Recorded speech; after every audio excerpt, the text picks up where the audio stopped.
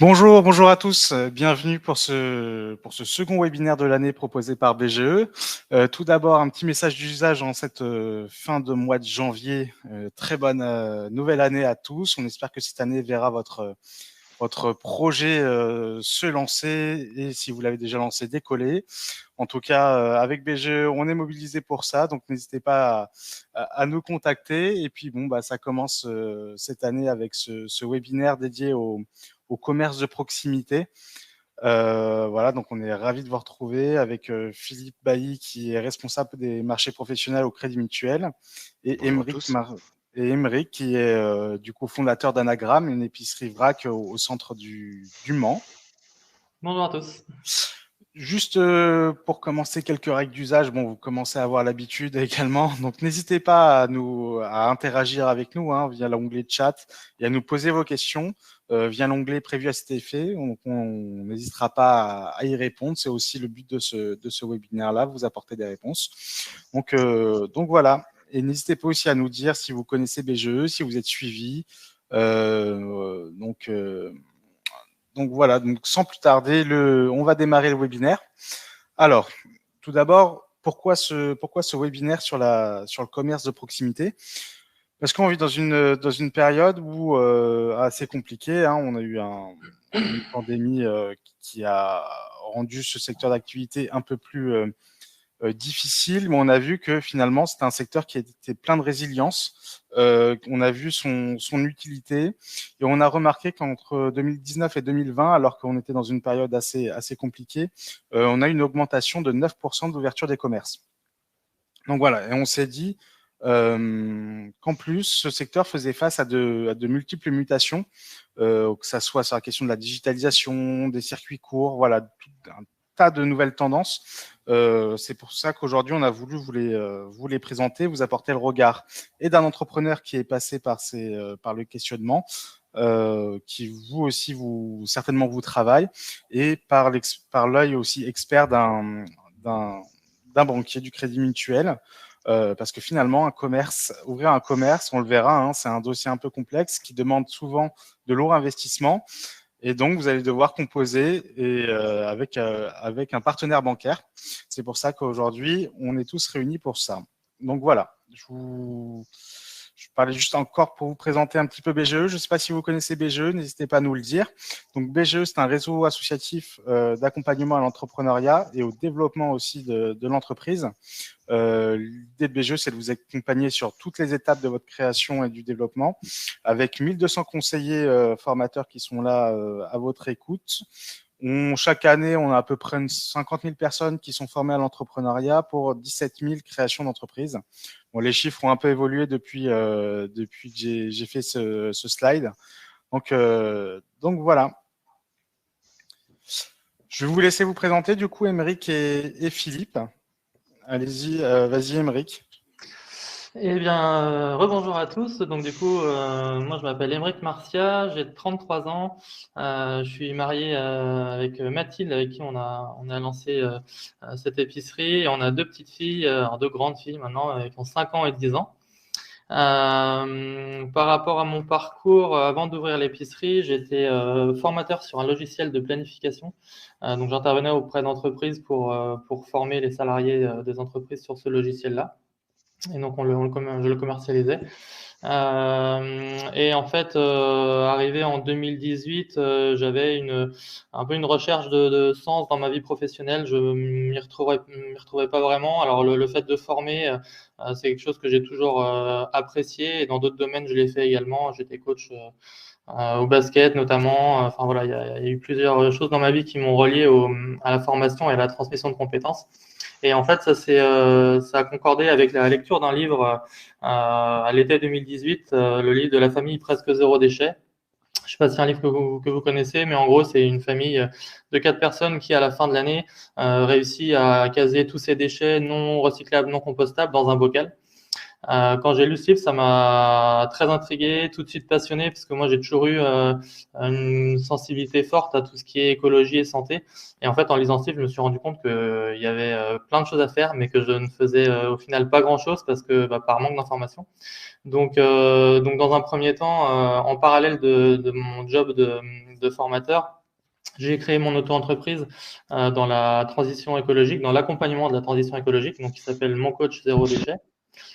Et en fait, par le biais de cette activité, je proposais du coaching à domicile, des ateliers, des conférences auprès d'entreprises, associations, collectivités, pour voilà, parler de ce mode de vie voilà, zéro déchet, une consommation responsable, et de transmettre cette information que moi j'avais eue par ce livre et par l'expérience que j'avais eue à la maison derrière, parce on a fait un virage à 180 à la maison en changeant toutes nos habitudes suite à la lecture de ce livre.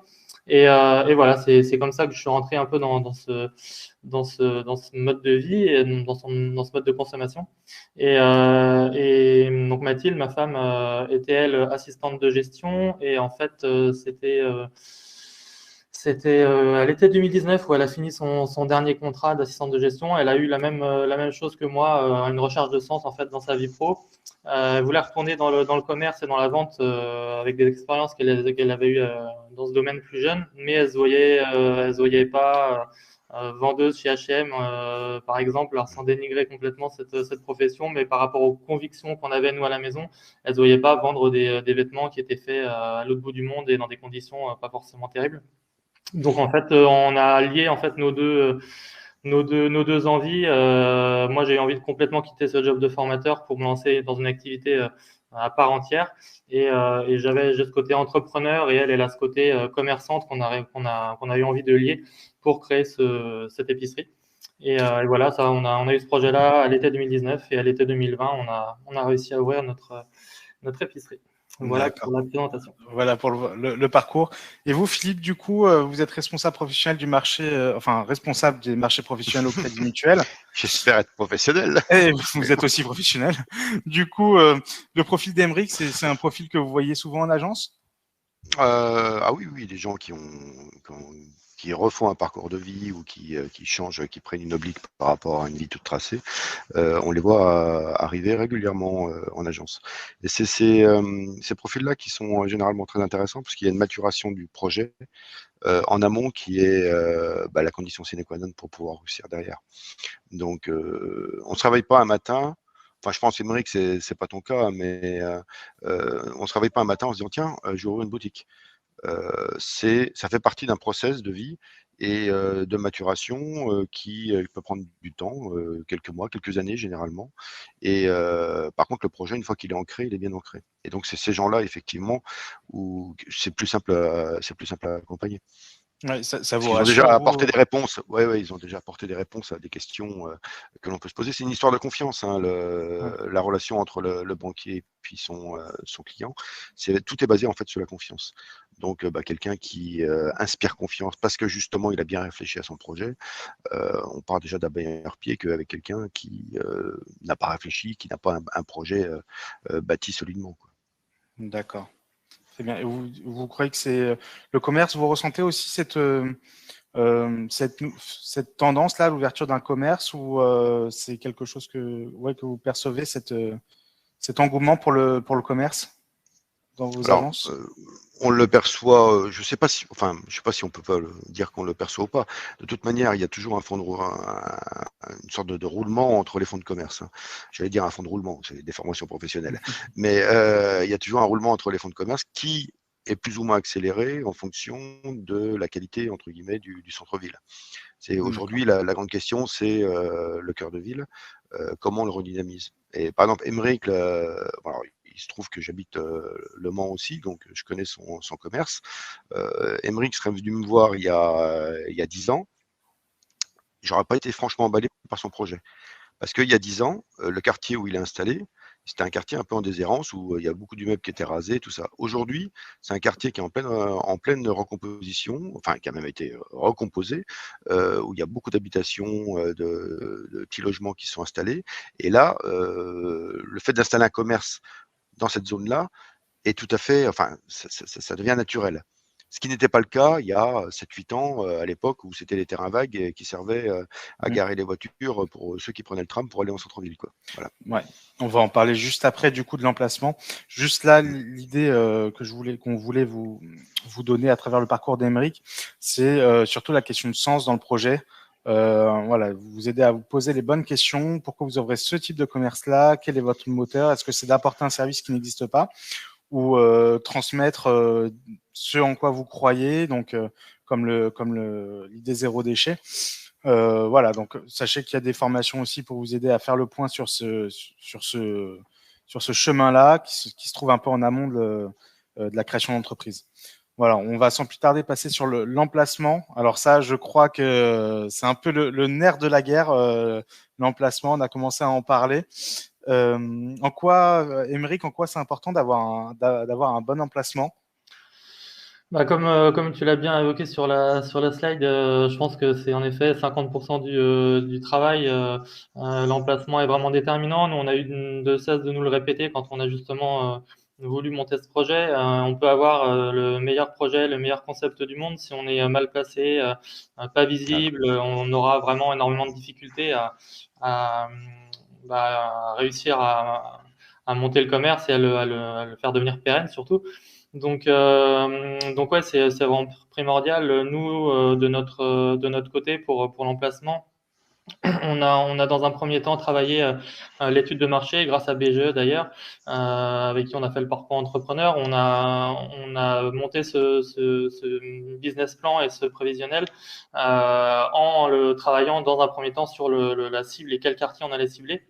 Alors, on est du Mans on habite au Mans depuis plus d'une dizaine d'années, donc on avait déjà une idée un peu de quel quartier cibler, mais c'est bien d'avoir des chiffres précis qui nous confirment un peu ce qu'on pense. Donc, dans un premier temps, on a vraiment travaillé sur tous les quartiers du Mans, alors peut-être pas tous, mais au moins ceux sur lesquels on pensait qu'il y avait un bon potentiel. Et en fait, une fois qu'on a ciblé 2-3 quartiers intéressants, là derrière, bah forcément, c'est recherche de locaux. On avait, nous, dans notre souhait, c'était d'avoir une superficie assez grande dans un premier temps pour pouvoir proposer déjà tous les produits nécessaires. On voulait que nos clients puissent faire leurs courses entières dans l'épicerie s'ils le souhaitaient. Et puis pour avoir également quelque chose d'assez épuré, c'est un petit peu dans la démarche aussi dans laquelle on se trouve. Voilà, avoir de la place, se sentir bien. On a vraiment eu envie d'une superficie assez grande. Donc voilà, c'était la chose, un des paramètres les plus importants, avec le fait également d'être dans un quartier surtout avec une vie de quartier. C'est ce qu'on visait. Voilà, il faut être visible, il faut être dans un endroit où les gens passent. Et c'est comme ça que nous on a décidé de choisir cet emplacement. En effet, la rue nationale au Mans, elle est un peu décriée, même encore maintenant, hein, on peut le dire, il y a 10 ans, peut-être encore plus, mais même encore maintenant, on nous l'a pas mal reproché dans les rendez-vous bancaires qu'on a fait. On nous a pas mal reproché ce choix d'emplacement et on a eu pas mal de refus par rapport à ça d'ailleurs. Mais nous, on y croyait vraiment parce qu'on était dans le bas de cette rue avec plein de commerces de bouche à proximité. Ça, c'est un autre conseil aussi et un autre élément hyper important que nous on voulait, c'est avoir en tant qu'épicerie, avoir des métiers de bouche à côté de nous. Donc on a un boucher bio juste en face de chez nous, on a deux boulangeries, on a un caviste. Enfin voilà, on a vraiment cette vie de quartier qu'on cherchait. Et quand on a trouvé ce local, on n'a pas hésité longtemps dans un quartier qu'on ciblait. Donc on n'a pas hésité longtemps. Ce qui est intéressant, c'est que votre commerce s'insère dans un écosystème en fait. Voilà, c'est pas un seul commerce qui va tout dénaturer, c'est aussi l'écosystème qui va permettre par exemple, le client du boucher qui va venir vous voir, enfin bref, voilà, il y a ce jeu de va-et-vient, s'inscrire dans un environnement un peu précis. Du coup, vous, Philippe, Crédit Mutuel est présent un peu partout en France, donc vous avez aussi cette expertise-là sur le terrain. Est-ce que vous pouvez être un guide pour les personnes qui souhaitent entreprendre, qui sont toujours en recherche de commerce? Alors, j'irai peut-être pas jusqu'au mot guide, mais par contre, on peut conseiller les gens quand même. Ouais. On a 5400 points de vente sur la France entière. Donc, il y a 3 réseaux, hein. Il y a Crédit Agricole, BPCE et puis Crédit Mutuel, où on a à peu près le même nombre d'agences, le même nombre de points de vente, et où on a encore des points de vente qui sont dans les zones rurales, dans les quartiers difficiles. On est les réseaux les plus implantés. Alors, en ce qui concerne le Crédit Mutuel, effectivement, on a 4000 conseillers de clientèle professionnels répartis sur les deux enseignes, Crédit Mutuel et CIC, ce qui fait que, vu le maillage, on a quand même une bonne idée de la zone dans laquelle on occupe un poste. C'est-à-dire que normalement, on reste conseiller clientèle sur la même caisse entre 3 et 5 ans. Et en 5 ans, ça permet d'avoir une expertise sur la zone considérée. Et là, alors il se trouve, alors c'est très drôle parce que quand j'étais jeune et que j'avais des cheveux et que j'étais conseiller de clientèle en agence professionnelle, il se trouve que là où s'est installé Emeric, c'était ma zone. Et il serait venu me voir il y a 10 ans, je leur ai déconseillé cette zone-là. Parce que justement, comme tu l'as très bien dit, Emeric, la rue nationale, sur Le Mans, là, n'était pas vraiment à ce moment-là très très porteuse. Aujourd'hui, quand on voit donc mon remplaçant, enfin mon quatrième remplaçant depuis le temps quand même, s'il était venu voir, enfin si Emeric avait été le voir, il n'aurait pas tenu le même discours. Il aurait pu dire, écoutez, oui, la zone est en train d'être revitalisée, il y a des nouveaux habitants, il y a effectivement tous ces commerces de bouche là qui n'existaient pas forcément il y a quelques années et qui se sont installés. Il y a une nouvelle vie de quartier qui s'est installée et là, on peut avoir confiance. Il y a 2 emplacements à avoir quand on est commerçant. Il y a l'emplacement physique, et on en parlera peut-être un peu après, c'est l'emplacement sur la toile. Ouais, tout à fait. Où là, il n'y a pas de mauvais quartier. Voilà. faut juste aussi prendre en compte tout ce qui peut être aussi les petites perturbations sur lesquelles on n'agit pas forcément, mais tout ce qui est les travaux. Voilà, si on s'installe et que 2 semaines après, on a les travaux du tramway qui passent juste devant la boutique, ça peut être aussi quelque chose à prendre en compte. Voilà, donc il y a ces éléments-là. Il y a aussi toutes les questions un peu socio-économiques des quartiers, le panier moyen, les revenus des personnes. Je pense que c'est des choses aussi auxquelles vous savez comment, Stéphane, vous savez comment on appelle le tramway au Mans? Non, chez les commerçants, la grande faucheuse. Voilà. Donc, quand il y a eu des travaux, l'installation du tramway, alors c'est valable au Mans, je l'ai vu également à Dijon, je l'ai vu dans beaucoup de villes de France, un tramway restructure complètement une ville. Le problème, c'est que pendant 3 ans, la ville, elle est sans dessus dessous. Et là, ça tue les commerces. Il y en a beaucoup qui ne se relèvent pas. Donc, effectivement, vous avez une ligne de tramway qui est prévue dans 6 mois, qui passe devant votre pas de porte. Posez-vous les bonnes questions. Ouais, surtout au début. Donc voilà, c'est pas juste aussi une question de local, c'est une question aussi de quartier. Donc voilà, regardez un peu tout l'environnement. Aymeric, on a parlé rapidement de l'étude de marché. Tu peux nous dire en quoi ça consiste, en quoi ça t'a aidé? Alors, deux grandes choses, je pense. Ça aide déjà dans un premier temps à convaincre un banquier. Sans un dossier solide pour un projet comme ça, c'est un projet assez lourd et nous on avait forcément besoin de l'appui d'une banque pour le réaliser. Et voilà, je pense que les banquiers ont besoin d'être rassurés quand on leur présente un projet. Ils ont besoin de certitude. Et voilà, c'est quelque chose qu'il faut vraiment pas négliger, je pense. Business plan, prévisionnel, études de marché, tout ça, c'est des choses qu'on avait nous déjà entendues forcément, mais on l'avait jamais réalisé. Donc c'est quelque chose qui est pas évident à faire. On a eu la chance d'être accompagné par BGE encore une fois, qui nous a vraiment bien drivé pour la réaliser. Alors BGE ne le fait pas à notre place, mais en tout cas, il nous aiguille vraiment pour le faire. Donc ça, c'est la première chose. Et la deuxième, c'est surtout valider ce que nous, on croit, en fait. C'est bien de croire en son projet. Il faut, de toute façon, quand on se lance, on est obligé d'y croire, mais avoir une confirmation, entre guillemets, au moins un semblant de confirmation, parce que ça reste des chiffres et après, on ne sait pas la réalité de ce qui va se passer. Mais voilà, ça rassure un peu et ça permet de confirmer ce que nous, on croit. Donc voilà, ça a cet intérêt-là et je croise pas mal de porteurs de projets qui nous contactent ou qui viennent nous voir à l'épicerie, qui ont le même projet. On fait pas mal de périodes d'immersion également à l'épicerie et c'est un sujet que j'évoque toujours avec eux. C'est bien d'avoir un projet, mais il faut réussir à le mettre sur papier pour valider la faisabilité et la Ouais. pérennité de l'entreprise. Surtout que bon, là, on va passer au financement, mais ça représente toujours qu'un commerce représente toujours un investissement assez important. Donc voilà, comment toi, tu as pu, c'est à travers cette étude de marché-là, Aymeric, que tu as pu évaluer tes besoins financiers là-dessus? Oui, complètement. Dans le business plan global, il y a aussi forcément tout le budget pour financer ça. Est-ce que derrière, avec un prêt de X dizaines de milliers d'euros à rembourser sur 7 ans, on peut, avec nos charges, nos salaires, les potentiels d'embauche, etc., est-ce qu'on peut décemment faire vivre l'épicerie par rapport à le nombre de personnes qu'on vise dans la zone de chalandise, par rapport au panier moyen dont tu as parlé tout à l'heure?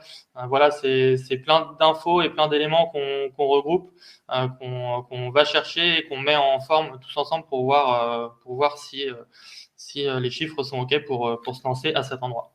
Toi, concrètement, est-ce que tu peux nous dire à combien il t'a fallu enfin, il vous a fallu avec ta compagne Mathilde pour vous lancer? Une fourchette, hein, force. Alors, nous, dans l'enveloppe globale, on avait prévu 150 000 euros D'accord. d'enveloppe globale pour se lancer. C'est bien je pense, de voir large. Ne pas hésiter à grossir un petit peu les chiffres, alors sans être Extravagant. extravagant, mais voilà, vaut mieux avoir un petit peu de marge alors, dans le cas d'un imprévu ou des travaux qui se passent un peu mal ou ce genre de choses, c'est bien d'avoir une marge de sécurité. Ouais. Alors, je sais pas ce que tu en penses, Philippe, parce que Ah bah, je suis totalement en phase avec toi. Ok, donc dans ce cas-là, c'est bien de prévoir ça. Après, pour financer ces 150 000 euros, nous on avait un apport personnel de 15 000 euros qui était prévu et qu'on a rentré dans la société. On a eu un prêt d'honneur également de 15 000 euros Ouais. via Initiative Sarthe. Donc la Ok. BGE nous a orientés vers cet organisme pour avoir un prêt d'honneur. Donc pendant 4 ans, c'est un prêt à taux zéro qu'on rembourse. Donc qui aide pas mal aussi dans le budget total. On a eu 100 000 euros de prêt bancaire. Donc voilà, on arrive à 130. Et puis derrière, on a fait une campagne de crowdfunding également, où on a levé 4 300 euros. On en parlera peut-être tout à l'heure plus sur la Ouais. communication, mais en tout cas dans le financement, ça s'est rentré dedans. Et puis il y avait également un crédit relais TVA de la part de la banque pour arriver jusqu'aux 150 000. Le crédit relais TVA, c'est un prêt qui est donné au départ et qui est remboursé 6 mois après quand on a récupéré toute la TVA qu'on D'accord. a payée dans un premier temps pour l'aménagement d'épicerie.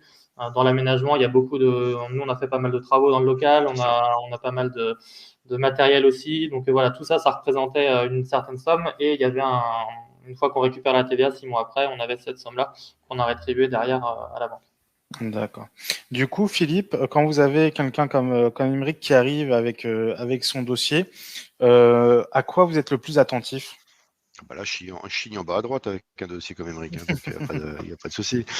Il a dit, en fait, il a tout dit, hein, c'est exactement ce qu'il faut faire, c'est-à-dire bâtir un budget prévisionnel qui soit réaliste, regarder sa zone de chalandise, estimer le chiffre d'affaires qu'on va pouvoir faire, et à côté de ça, regarder les charges, calculer les charges et calculer sa capacité de remboursement. Et donc là, ce qu'a fait Emmerich dans son BP, j'imagine qu'il a fait une projection sur 3 ans en disant, bah voilà, la première année, on fera tant de chiffre d'affaires, deuxième année, tant de chiffre d'affaires, troisième année, tant de chiffre d'affaires. Et une fois qu'on a rentré le chiffre d'affaires en haut du tableau, derrière, bah, il y a tout le plan comptable, en fait, hein, le compte de résultat qui va se calculer pour voir à la fin ce qui peut rester. Un point sur lequel je rebondis complètement, c'est le fonds de roulement. Emmerich parlait de l'apport pour la soif d'une marge de sécurité. C'est hyper important parce que si vous êtes trop ric-rac dans votre plan de financement, que vous êtes en disant bon, bah voilà, je vais juste emprunter juste ce qu'il faut et puis pas plus pour ne pas obérer la situation ultérieure, sauf que le moindre problème qu'il peut y avoir derrière, vous avez pas la ressource pour le faire. Et c'est toujours beaucoup plus compliqué de revenir vers le banquier en deuxième semaine en disant attendez, excusez-moi, je leur demande un petit peu plus parce que finalement, j'avais pas bien calculé mon truc. Autant partir dès le départ avec un plan où on a justement cette marge de sécurité qui permet de faire face à ce qu'on appelle au cycle d'exploitation de l'entreprise, c'est-à-dire le fonds de roulement. On dit généralement pour un client particulier qu'il faut qu'il ait, dans le meilleur des cas, qu'il ait 3 mois de salaire sur son livret. Et les 3 mois de salaire sur le livret, enfin ce livret-là, ça va lui permettre de faire face à la grosse réparation de bagnole qui n'était pas prévue, au lave-linge qui va lâcher ou un truc du genre. C'est exactement la même chose pour les professionnels. Il faut avoir justement cette capacité à pouvoir réinjecter, pas une grosse somme, mais juste ce qu'il faut quand même pour pouvoir passer un cap difficile. Voilà. D'accord. Et est-ce qu'il y a que les chiffres qui comptent quand on va voir un banquier? On parlait tout à l'heure de confiance. On parle beaucoup des chiffres, mais moins de le côté humain en fait. Quand je fais une formation ça m'est arrivé aussi, pour former mes jeunes collègues, je leur dis toujours un dossier, un client, c'est 50% le bonhomme et 50% les chiffres. Ce qu'a fait Emeric là, en arrivant avec un budget prévisionnel qui était hyper bien calé, un plan de financement qui était hyper bien calé, ça c'est la partie chiffres. Donc là on coche toutes les cases, il n'y a pas de souci. Après il y a le bonhomme. Et rappelez-vous ce qu'il a dit tout à l'heure dans sa présentation. Il a dit, moi j'ai mon côté entrepreneur et ma femme elle a le côté commerçant. Ça c'est super important. Parce que c'est un peu Janus, un entrepreneur. Il faut qu'il ait ce côté prévoyant, j'allais dire calculateur, mais au bon sens du terme, c'est-à-dire prévoir ce qui va se passer, anticiper ce qui va se passer, se donner les moyens de réaliser ce qu'il veut qu'il se passe. Ça, c'est le côté entrepreneur. Mais à côté de ça, il faut avoir quelqu'un qui est commerçant. Et commerçant, ça veut dire aimer les gens, quoi. C'est-à-dire, c'est le relationnel. Et ça, c'est un peu comme le management, à mon sens. Hein. C'est soit on l'a en soi, soit on ne l'a pas. Alors, si on ne l'a pas, bah, effectivement, ouvrir un commerce, ça devient un peu plus délicat. Par contre, si on aime les gens, si on aime le service des autres, c'est super important. On a le même problème, nous, enfin le problème, on a la même problématique, puisque c'est pas vraiment un problème, avec nos collègues qu'on recrute pour devenir chargé clientèle. Hein. On peut avoir un cadre en analyse financière et qui vaut rien du tout en face d'un client, parce qu'il n'a pas ce relationnel-là avec le client. Et ça, bah voilà, soit on l'a. Alors, si on en a un petit peu, ça peut se développer, mais il faut en avoir un petit peu au départ. D'accord, très bien. Écoutez, on va passer à la problématique suivante. Comment se démarquer? Voilà, vous allez ouvrir un commerce, vous n'êtes certainement pas le seul à ouvrir ce même type de commerce, mais comment on arrive du coup à se démarquer? Aymeric, toi du coup, tu as ouvert un vrac bio. Imagine que tu n'es pas le seul au Mans. Et du coup, comment tu as fait pour te démarquer? Quels sont tes points un peu saillants pour te dire, voilà, j'ai des concurrents, mais je suis pas pareil qu'eux, et pourquoi c'est mieux de venir chez moi? Alors en effet, on nous le dit beaucoup, ça, qu'il faut réussir à se démarquer quand on lance quelque chose, que ce soit un commerce ou autre chose d'ailleurs. Au Mans, le contexte, c'est Biocop qui est donc une franchise de produits 100% bio, qui ont du vrac, mais pas du tout 100% vrac. Donc ça, c'est la première. Donc un gros réseau. Ils ont maintenant 6 magasins au Mans. Et il y a également Day by Day, donc pareil, une franchise, une épicerie 100% vrac, qui n'est par contre là pas axée sur le bio. Ils en ont un petit peu, mais assez peu en général par rapport à tous leurs produits. Donc nous, en fait, on a eu envie, en fait, on n'a pas forcément eu cette envie absolue de se démarquer. C'est pas comme ça qu'on le voyait. On n'a pas eu envie de se comparer à ce que font les autres, et voilà. C'était plus pourquoi déjà à la base nous on a ouvert ce commerce. C'était parce que on trouvait pas nous en tant que consommateurs exactement ce qu'on cherchait quand on faisait nos courses. Pour le coup, nous on était clients Biocop. Parce qu'on est plus axé bio et parce qu'il y a pas mal de vrac aussi là-bas. Mais il nous manquait quand même ce côté local. Donc on arrivait à aller en direct chez le producteur, à droite à gauche de temps en temps, mais c'est quelque chose qui prend du temps, de se déplacer chez son petit maraîcher à une dizaine de kilomètres, chez le fromager en direct aussi, mais à l'autre bout du Mans. Enfin voilà, c'est quelque chose qui était possible, mais qui n'était pas forcément évident. Et en fait, nous, l'idée de base d'ouvrir cette épicerie, c'était d'avoir en fait les trois réunis, le local, le bio, le vrac, et vraiment insister sur le local parce que nous, c'est ce à quoi on croit au-delà du bio, c'est vraiment le local qu'on cherche.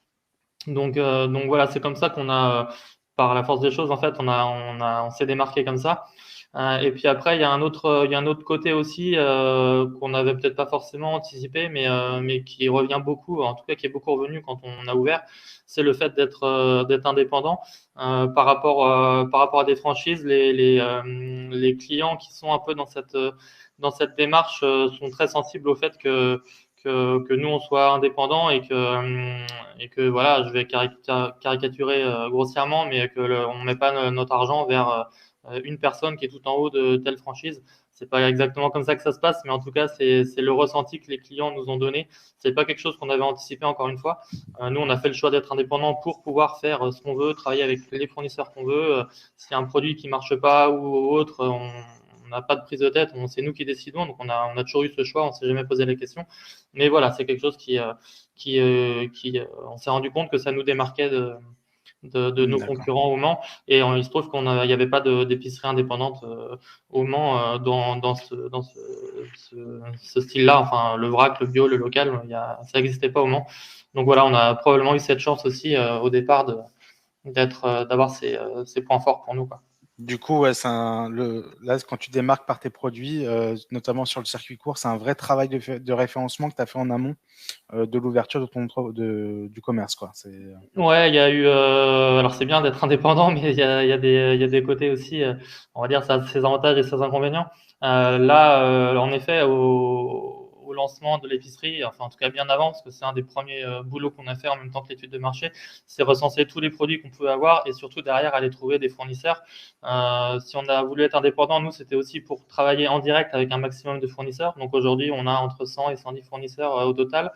Et dans cette centaine de fournisseurs, on en a 40, plus de 40 qui sont locaux. Donc quand je dis locaux, c'est sartois.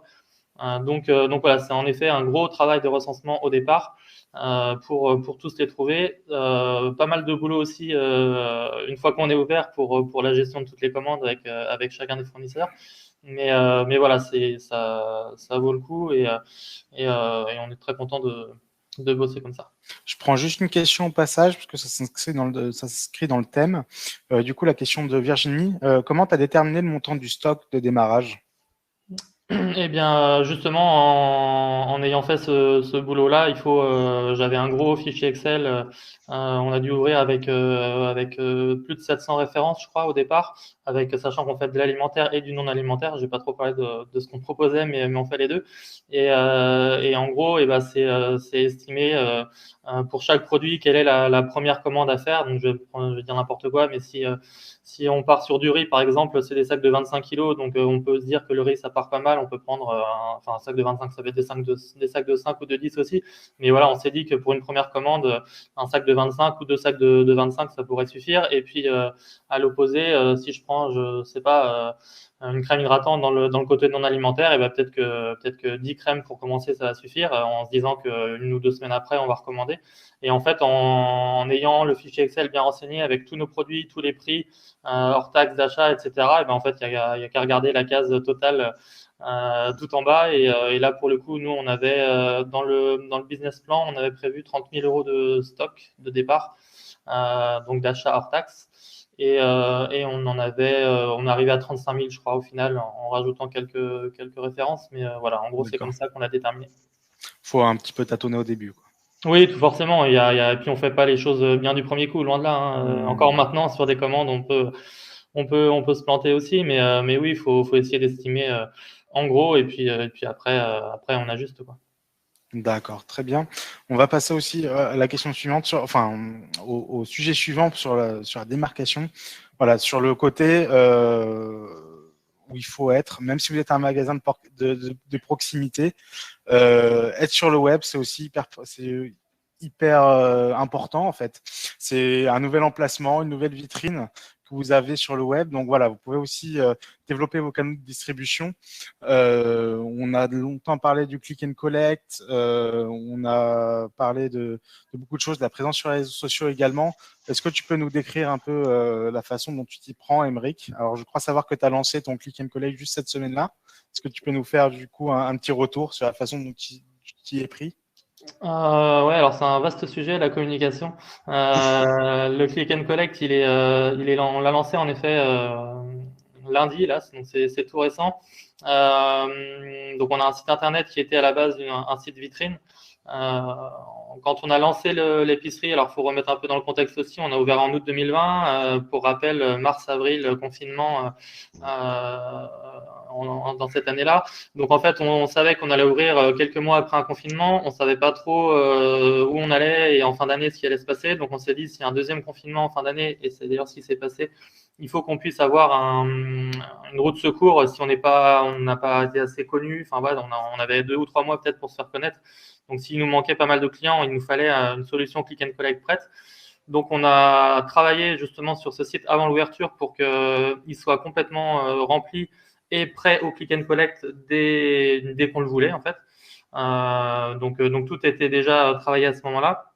On l'a pas lancé parce que on a eu la chance de faire un début d'activité plus qu'excellent et bien au-delà de tout ce qu'on avait prévu d'ailleurs dans le prévisionnel. Donc on n'a pas eu besoin de lancer ce click and collect malgré le deuxième confinement qui a suivi. Là aujourd'hui on se retrouve dans une situation un peu plus compliquée avec une crise un peu dans l'alimentaire, alors dans plein de secteurs forcément, mais l'alimentaire bizarrement n'est pas épargné. Et du coup, on a ce besoin de trouver des nouveaux clients. Donc on a eu la chance de prévoir ça. Un click and collect, ça s'ouvre pas. Enfin, le site ne se travaille pas en une semaine. Là, avant le confinement, avant l'ouverture, j'avais bossé dessus pendant 3 mois, je pense jour et nuit ou presque. Donc voilà, on l'a lancé. On a juste eu besoin de l'ajuster en quelques semaines sur les nouveaux produits, etc. Et on a pu le lancer. Donc oui, la présence sur Internet, elle est primordiale. Le click and collect, c'est potentiellement des nouveaux clients. Et après, il y a tout le côté aussi réseaux sociaux, campagne de crowdfunding. Peut-être tu veux en parler après ou pas, mais voilà, c'est un autre parti. Mais en tout cas, sur le click and collect, c'est comme ça qu'on l'a géré. Ouais. Philippe, vous êtes attentif Oui. à la présence des commerces que vous financez sur Internet? Disons que c'est même pas, c'est au-delà de la sensibilité, c'est que ça devient aujourd'hui une obligation. Aymeric racontait l'histoire là par rapport au confinement, par rapport à tout ça. Effectivement, ceux qui se sont mieux sortis, c'est ceux qui étaient prêts au niveau digital. Ça, c'est clair. Et ceux qui ont mis en place le click and collect tout de suite, il y a quelques années, on vous aurait dit, vous allez au restaurant pour récupérer une assiette et puis rentrer chez vous pour la manger. On n'aurait jamais imaginé ça. Les restaurateurs qui étaient prêts à ça l'ont été tout de suite et ont pu continuer, entre guillemets, dans ces périodes difficiles. Donc, c'est super important. C'est très, très important également tout ce qui est réseau social. Parce que aujourd'hui, c'est ce qui fait la notoriété. Ouais. Après, on en pense ce qu'on en veut, mais toujours est-il que le bouche à oreille maintenant, c'est plutôt le doigt et l'écran, quoi. Hein. Donc, on peut avoir. Alors, pour rebondir sur ce que vient de dire Aymeric sur le crowdfunding, nous, le crowdfunding, on l'analyse plus. En fait, ça nous sert plus de bêta-testeur que d'instrument financier. Ouais. Le fait qu'il ait récupéré 4 000 € durant sa campagne de crowdfunding, c'est très bien. Hein. Comme ça a permis de boucler le BP. Mais par contre, de voir qu'il y a 200 personnes qui étaient prêtes à mettre 50 € ou 100 € dans son affaire, pour l'aider à monter son affaire, ça nous dit, tiens, ça fait un potentiel de clientèle qui est là et qui a un intérêt. Et là-dedans, alors j'ai 3 enfants, moi, qui sont des grands ados de 19-20 ans. Tout ce qu'ils me racontent sur les influenceurs, sur tout ça, bon, j'ai un petit peu de distance par rapport à ça, mais n'empêche que ça fonctionne bien. Parce que dans ces 200 clients-là, il peut y avoir des gens qui ont justement une influence sur le web et qui peuvent orienter d'autres clients vers chez Aymeric et Mathilde. Ouais, donc c'est le genre de truc sur lequel on est très attentif aujourd'hui. Ouais, c'est vrai que c'est pas tant, c'est ce qu'on dit, hein, c'est pas tant un outil financier, même si ça peut vous permettre de récupérer un peu d'argent et de développer des projets. Hein. mais c'est aussi pour pouvoir communiquer autour de votre projet. Vous voyez, hein, je vous ai mis le lien de la campagne Tester d'Emeric. le projet. Ouais, c'est tester la validité du projet. Ouais, tout à fait. Et poser aussi vos éléments de communication.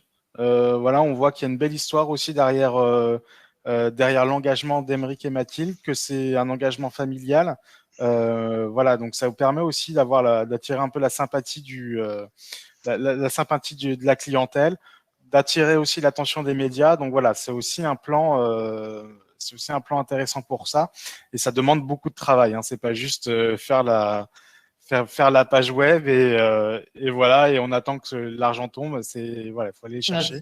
Si je peux me permettre, Stéphane, d'ajouter quelque chose. En effet, nous, quand on a monté quand on a eu le souhait de faire cette campagne de crowdfunding, en effet, le côté financier, il est toujours intéressant et on est loin de cracher dessus. 4 000 € sur un budget à 150 000, ça paraît pas énorme et faut dire c'est ce ce qui permet de développer un site web, par exemple.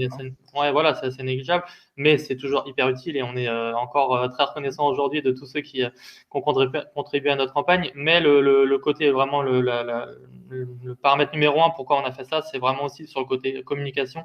En fait, nous, on a décidé de lancer cette campagne 2 mois avant d'ouvrir, donc tout était déjà ficelé, le pré-signé, tout était déjà fait. Mais en fait, c'était vraiment cette envie de faire un peu monter l'intérêt pour notre épicerie et se dire qu'elle a duré 1 mois cette campagne. On l'a lancée 1 mois et demi avant d'ouvrir. Donc quand on a ouvert, on avait déjà en fait grâce à cette campagne des personnes qui nous suivaient. On était déjà connus. On n'a pas ouvert du jour au lendemain. Bonjour, on est là et là on aurait, je pense, ramé pour trouver des clients. On a ouvert. Et d'ailleurs ça nous a complètement scotché de voir à quel point elle a été partagée et à quel point ça nous a aidé parce qu'on a ouvert, on n'avait même pas encore ouvert. Je me rappelle la veille de l'ouverture, on avait déjà 1200 personnes qui nous suivaient sur notre page Facebook alors qu'on n'était toujours pas ouvert. Donc en fait, c'est aussi le fait de faire suivre le projet. Les gens, ils s'identifient un petit peu à tout ça et ils suivent toute l'évolution. Donc nous, pendant 2 mois, on avait notre page Facebook et notre page Instagram où on disait voilà, là on fait des travaux, là on aménage les silos, là on met ça, là on fait ça. Et en fait, les gens suivent le projet, donc ils se sentent vraiment concernés avant même qu'on ouvre. Et en fait, on ouvre, comme je disais, avec plus de 1000 personnes qui nous suivent. Et en fait, dès l'ouverture, on s'est retrouvé à faire des journées avec énormément de clients parce que je pense grâce en partie à la campagne. D'accord. Et ça, c'est super important, ce que tu viens de dire, Emeric. Il faut faire vivre sa page Facebook ou son compte Instagram ou peu importe. Mais il faut le faire vivre. Si on est en statique et qu'il n'y a rien qui se passe, il y a un moment donné, il y a très vite un désintérêt. Donc, c'est aussi important que de gérer les stocks. Ça fait partie du métier de commerçant. Ça fait partie du métier des nouveaux commerçants. Voilà. Ouais. D'accord. Très bien. Merci beaucoup pour ces précisions-là sur le fait de se démarquer et de la présence aussi sur le digital. Voilà. Et après, une fois qu'on a fait tout ça, on a monté son dossier, on a réussi, on s'est démarqué, on a de la clientèle. Quelles sont les pistes de développement qu'on peut avoir? Comment on fait pour aller voir plus loin du coup? Emeric, toi, du coup, vous avez ouvert une nouvelle boutique 1 an après la création de la première. Est-ce que tu peux nous dire pourquoi vous êtes lancé dans cette seconde boutique? Alors pour plusieurs raisons, en effet, ça peut paraître assez rapide 1 an après d'ouvrir une deuxième épicerie. La raison principale, c'est que, alors il y a 2 raisons principales. Déjà, ça marchait vraiment bien, comme je disais tout à l'heure. On a fait une première année vraiment vraiment excellente et en fait, on avait la chance, comment dire, dans l'épicerie, comme je disais, moi, j'avais plutôt le côté gestion et je suis un petit peu en surface de vente quand il y a besoin, quand il y a des rushs, mais c'est surtout l'arrière-plan que je gère et Mathilde est en surface de vente à 100%. Et on a pu embaucher du coup au bout de quelques mois une personne à temps plein pour aider Mathilde parce que seul ça devenait compliqué avec l'affluence des clients. Et en fait, il se trouvait que Mathilde et Éléonore réussissaient à gérer au moins la surface de vente. Tout ce qui est derrière, c'était moi avec les commandes, etc. Mais elles réussissaient à le gérer. Et moi, de mon côté, une fois que tout était bien en place, tout tournait bien, j'avais pas besoin de passer 35 heures dans la semaine pour faire tout ce que j'avais à faire. En une dizaine d'heures, 10-15 heures, j'arrivais à à gérer. Donc j'avais en fait du temps pour développer. Donc le fait d'avoir du temps et le fait que ça fonctionne bien, et ben voilà, ces deux éléments mis ensemble nous ont donné envie de développer l'entreprise. On se dit que c'est toujours bien de développer quand ça marche. Il faut pas attendre qu'il y ait un creux. Enfin voilà, c'est comme ça qu'on le voyait. Donc c'est pour ça que ça nous a donné envie d'ouvrir une deuxième épicerie. Et on avait pas mal de clients enfin pas mal, non justement pas énormément, mais qui venaient chez nous et qui étaient très contents de venir, mais qui venaient pas assez souvent parce qu'ils n'étaient pas dans notre quartier. Le Mans n'a pas enfin c'est pas pour autant Paris, donc c'est pas hyper grand, mais malgré tout, quand on n'est pas dans un quartier, on a du mal à se déplacer, passer le centre-ville et aller dans un autre quartier. Donc voilà, on avait pas mal de clients comme ça et un quartier où on a ouvert à Libération qui est vraiment intéressant avec pas mal de personnes, sans se le cacher, bien entendu, des personnes qui ont des revenus intéressants aussi. On est dans une cible de clientèle avec des produits bio locaux qui ont forcément, voilà, on est forcément plus cher que Lidl. Pour ne pas les citer, et tant d'autres. Donc voilà, on vise aussi ces personnes-là et le quartier de Libération pour ça est vraiment intéressant. Donc c'est tous ces éléments mélangés qui nous ont fait lancer ce projet d'ouvrir une deuxième épicerie. Donc je sais pas si tu voulais me couper ou non, pas. non, Mais... non. Non, mais en fait voilà, c'est juste ça.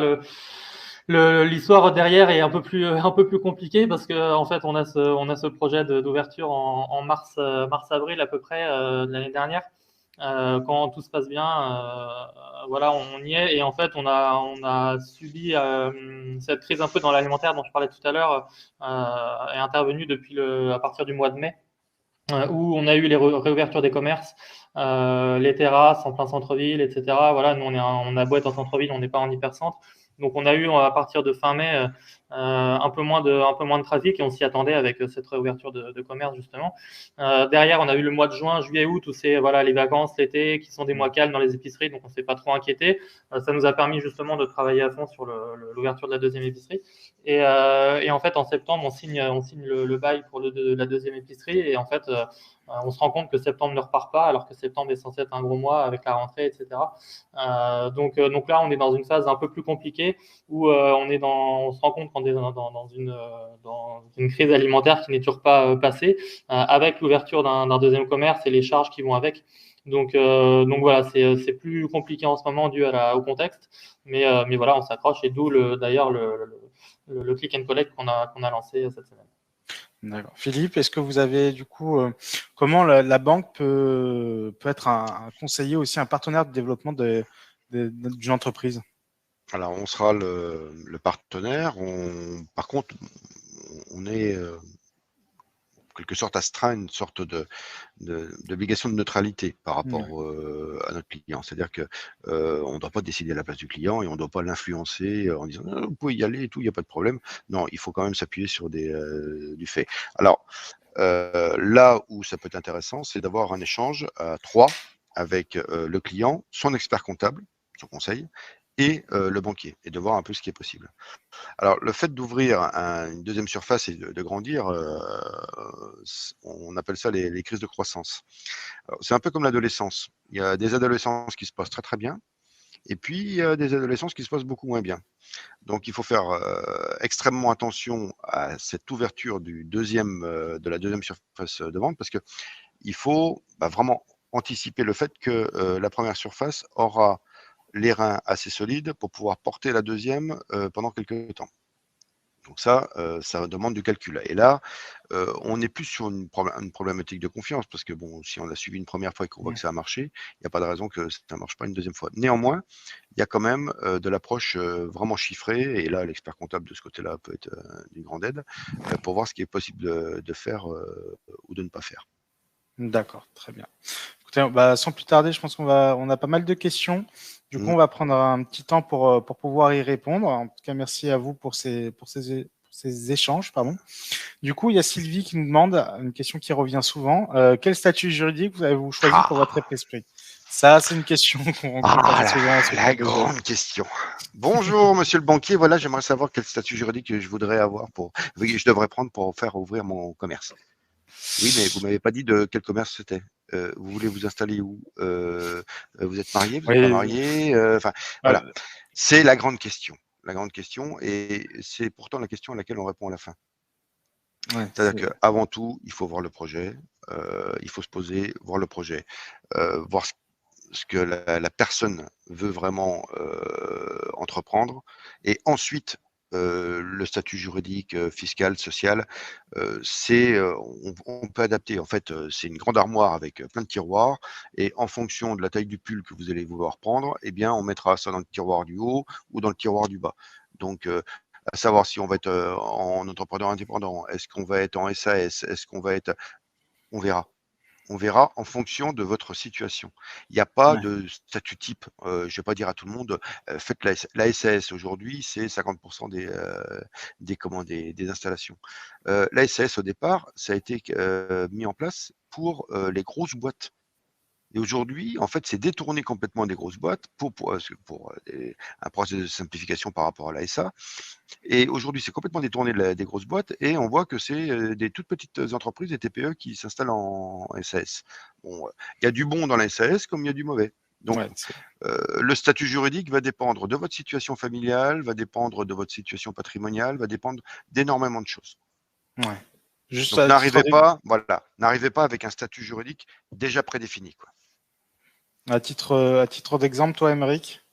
Nous, on a fait le choix d'être en SARL, et en effet, le choix appartient vraiment. En fait, c'est comme disait Philippe, il y a plein de possibilités, et en fait, il faut trouver ce qui nous convient. Nous, on n'avait pas le souhait d'être salarié, notamment. On peut être salarié d'une entreprise, et nous, c'était pas notre choix. Donc, ça implique derrière le fait d'être couvert différemment quand il y a une maladie, un accident du travail, ce genre de choses. Derrière, ça dépend aussi comment dire, des biens qu'on peut posséder et comment on veut les protéger. Enfin voilà, il y a plein de choses qui rentrent en compte. Honnêtement, je saurais même plus dire tout ça. On avait encore une fois vu avec BGE, et je pense que là, en effet, il faut se faire accompagner, et dans cette formation d'entrepreneur, on avait vraiment vu tous les détails de chaque statut, et on avait choisi celui qui nous convenait le mieux. Donc, faut pas, je pense, pas trop se prendre la tête avec ça en amont, hein. Comme disait Philippe, ça se décide un peu à la fin, et en fonction de ce que nous on cherche. Donc voilà. D'accord. On part sur la question de Salomé, du coup. Avez-vous effectué des devis avec vos fournisseurs avant même de lancer votre projet? Et comment calculer la marge? Est-ce que vous leur payez? La question de la marge aussi intéressante. Ouais. Alors, les devis au niveau des fournisseurs, oui, pour tout ce qui est aménagement, travaux, etc. Ça, c'est forcément une obligation pour renseigner le business plan et savoir combien on a besoin d'enveloppe totale. Donc ça, oui, complètement. Par contre, pas au niveau des fournisseurs enfin, si, je dis non, mais oui, quand même. Les fournisseurs avec lesquels on travaille pour les produits qu'on revend à l'épicerie, oui, en effet, on demande pas vraiment un devis, on demande leur catalogue produit pour connaître tous leurs prix, nous, les prix qu'on va appliquer derrière. Et donc, c'est lié un peu à la question qui suit avec les marges. On s'est pas mal renseigné, nous, sur les marges quand on a voulu ouvrir. On s'est beaucoup baladé, entre guillemets, dans des villes comme Nantes ou Tours, où il y a pas mal d'épiceries comme ça. Et en fait, en échangeant, en présentant notre projet aux personnes qui sont déjà ouvertes, on pouvait voir un peu, avoir une idée des marges qui étaient pratiquées. On s'est renseigné un peu sur Internet aussi, sur ce que pouvaient proposer des franchises, mais c'était pas forcément ça le plus important. Il faut vraiment se déplacer, aller voir des personnes qui font la même chose, prendre les infos. En général, un indépendant qui s'est lancé, il est toujours d'accord, au moins quand c'est pas dans sa ville, de renseigner la personne, voire même dans la même ville. Nous, on a renseigné des personnes qui veulent se lancer au Mans. On n'a pas de souci avec ça. Donc voilà, faut pas hésiter à aller taper aux portes et prendre des infos. C'est même obligatoire, je pense. Ouais, c'est du travail de terrain, quoi. Même là, le Ouais. travail de préparation, c'est vraiment du travail de terrain. Complètement. Alors, la question de Nathalie. Alors, quelle est la surface recommandée pour débuter? Alors ça dépend de plein de choses aussi. Ouais, Ça dépend du commerce en question. Ça dépend de la manière dont vous le voyez. Nous, comme je disais tout à l'heure, on avait ce souhait d'avoir une grande surface pour que ça soit épuré, que les gens aient de la place, qu'on se marche pas dessus, etc. Donc voilà, c'est pour ça qu'on a décidé d'avoir une grande surface. Quand on s'est renseigné, quand on s'est baladé aussi, on a vu un peu les surfaces qui étaient utilisées. En général, des épiceries comme la nôtre, c'est plutôt aux alentours de 80 mètres carrés de surface de vente. Et on voyait, quand on se baladait un peu quand on avait une épicerie de 60, 70, 80 mètres carrés ou quand on en avait une de 110, 120 mètres carrés, comment on se sentait. Donc, on a fait notre choix en fait par rapport à ce qu'on a vu aussi. Et voilà, faut pas hésiter encore une fois à aller voir d'autres personnes dans d'autres villes.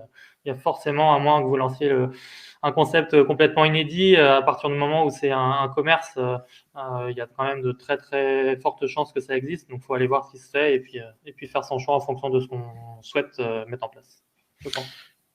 Une question sur la création du site web. Est-ce que tu as été accompagné par un prestataire pour le lancement de ton site? Oui, bien sûr. Je n'ai absolument pas les compétences informatiques pour le faire. Si vous les avez, tant mieux. Mais monter un site web et encore plus un e-commerce, c'est pas donné à tout le monde, je pense. Donc ouais, on a été accompagné par un prestataire qui s'appelle Monsieur Site Web pour lui faire un peu de pub parce qu'il vaut le coup. Il est vraiment, il a été excellent dans toute la création, il a été force de proposition pour nous. Voilà, il est très réactif. On a vraiment beaucoup apprécié son échange et le fait qu'il nous ait fait ce site web. Donc ouais, c'est lui qui a fait toute la structure, l'architecture. Par contre, derrière, c'est nous qui le mettons à jour, tous les produits qu'on a, etc. Toutes les photos, c'est nous de notre côté, on s'en occupe. Mais voilà, sur le côté architecture, je pense qu'en effet, si on n'a pas les compétences, il faut se faire accompagner. Ça vaut mieux, oui. Comme question sur le chiffre d'affaires et sur son évolution, quel pourcentage d'évolution du CA avez-vous prévu d'année en année? Il faudra que je reprenne le business plan, je l'ai plus en tête, mais de mémoire c'était 10% d'évolution sur d'une année sur l'autre, sur les deux premières années au minimum, je crois, et puis peut-être 5% sur la troisième. C'est quelque chose comme ça. Après, ça reste des chiffres, du prévisionnel, c'est très important pour les banquiers et pour convaincre, et il le faut, c'est obligatoire, mais après la réalité du terrain peut être tout autre. La preuve, nous, on a fait 20% de plus sur le chiffre d'affaires qu'on avait prévu la première année. Et la deuxième année, on se retrouve à en faire moins parce qu'on est dans une crise. Donc, il y a plein de choses qu'on ne peut pas anticiper. Mais malgré tout, voilà, il faut le faire. C'est comme ça qu'on l'avait prévu et ça nous paraissait assez cohérent. Philippe, est-ce qu'il y a des règles ou des chiffres clés en termes d'évolution de chiffre d'affaires pour pérenniser l'entreprise? Je vais te raconter une histoire, Stéphane. Une histoire du Mans, en plus. Aymeric, tu dois être au courant. 2007, il y a les lois Borloo qui permettent en fait de créer toute l'industrie du service à la personne. Et en 2005-2006, ces lois-là étaient déjà en gestation. C'était un peu dans l'air du temps. Mais tout le monde faisait son ménage à la maison et on n'avait pas de femme de ménage quand on était dans la classe moyenne. Il y a un gars qui a fait le tour des banques, et qui est passé d'ailleurs voir un collègue, parce qu'à l'époque j'étais en agence au Mans, mais c'est pas moi qui l'ai reçu, qui a fait le tour des banques en disant, bah voilà, j'ai une idée, il y a Internet là qui est vraiment en train de monter en puissance. Je vais créer en fait une plateforme sur Internet qui permet de réserver sa femme de ménage pour intervenir chez soi et qu'elle fasse le ménage à la place de monsieur ou de madame. Et je pense que dans une dizaine d'années, je serai à environ 150 millions d'euros de chiffre d'affaires. Donc, il y a des banquiers pas sympas qui ont dit bah, non, allez, vous partez parce que là, ça va pas du tout.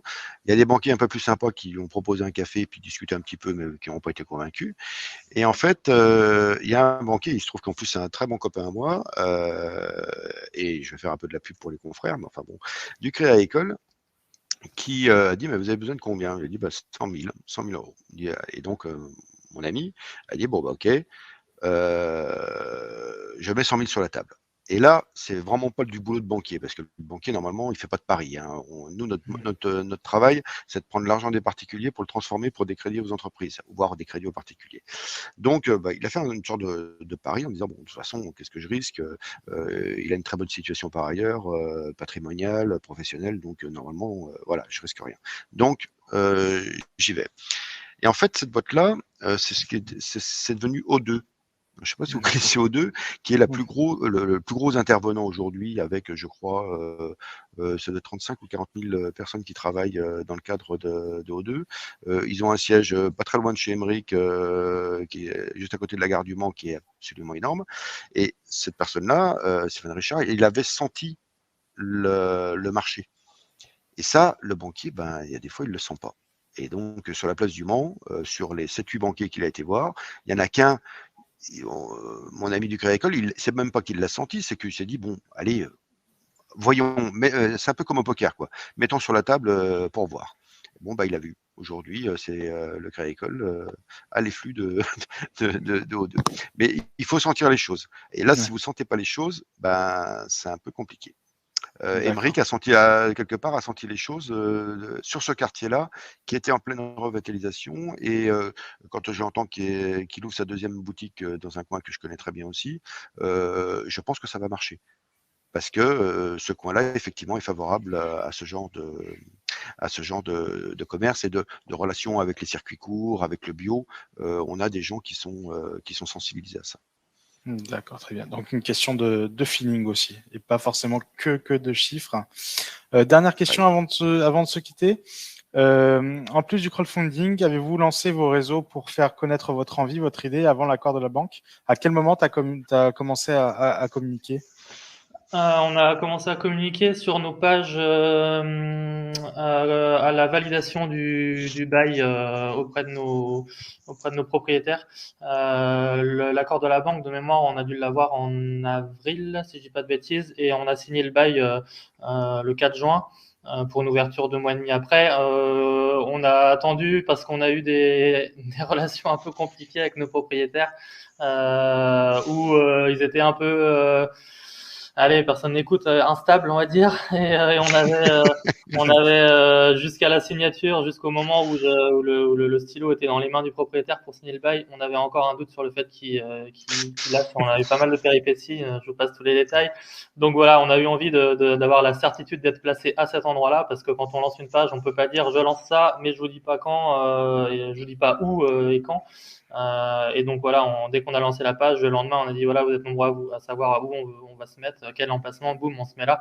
Donc voilà, on avait besoin de cette certitude, donc c'était pas forcément par rapport. Enfin, il y a la certitude banque et la certitude emplacement, et quand on a eu les deux, on a décidé de communiquer.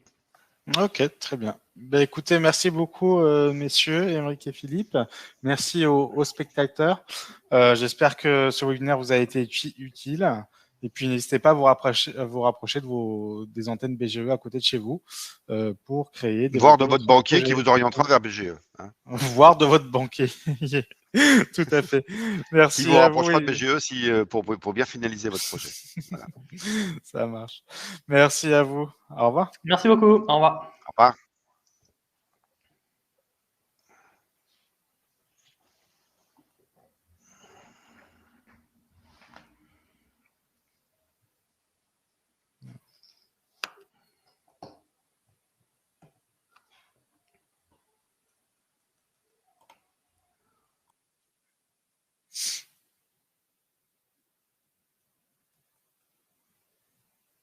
Ok.